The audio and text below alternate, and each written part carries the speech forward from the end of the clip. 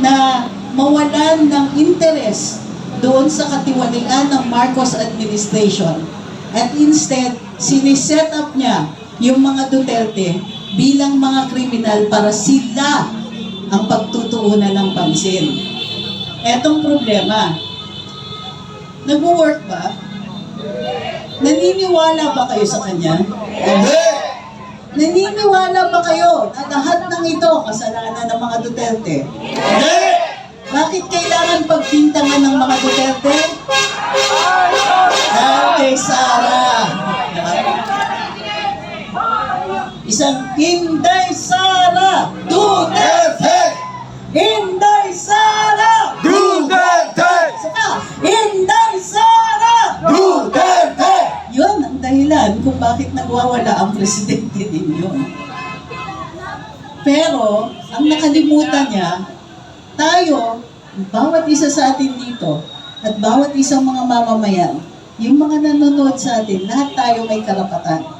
At isa sa karapatan natin ay magsalita at magpahayag.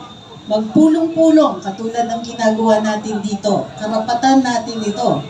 Ito ang sandata natin sa isang tiwaling administrasyon.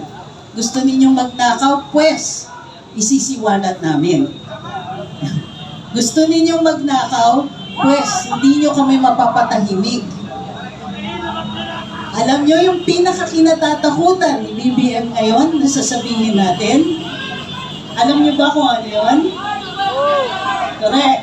So, ang ginagawa natin ay pinapantayan natin yung lakas at puwersa ng ating mga opisyales. Dahil binigyan din tayo ng lakas at puwersa ng saligang batas. Yung karapatan natin na pwede natin i-criticize, punain, at sumigaw dun sa kinatatakutan ni BBM na phrase, which is, Marcos resign! Marcos resign! Marcos resign! Marcos resign!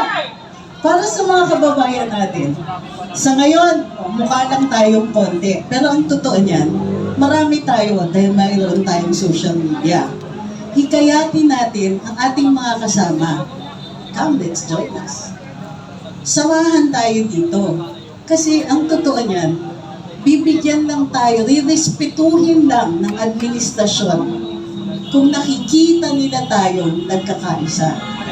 Sa ngayon, kasama na sa pambabastos ng budget, sa pambabastos at paglalapastangan sa ating mga karapatan, kasama din yung pambabastos sa ating iniisip at ating hinihikayat. Muli, manawagan tayo, magparami tayo, at magsama-sama tayo sa isang malakas na Marcos resign! Marcos resign! Marcos resign! Marcos resign! Marcos resign! Marcos resign! Huwag po tayong titigil. Kaya sinasabi ng mga kasamahan natin dito, tuloy-tuloy natin ito. Alam niyo kung bakit? Kasi tuloy-tuloy din yung pagnanakaw. Hindi sila tumitigil. Nagkakaroon lang ng konting hiya dahil ang lakas ng boses natin. So kailangan lakasan pa natin. Magpadami tayo, lakasan ang boses natin kasi hindi sila titigil. Marcos resign! Marcos resign! Marcos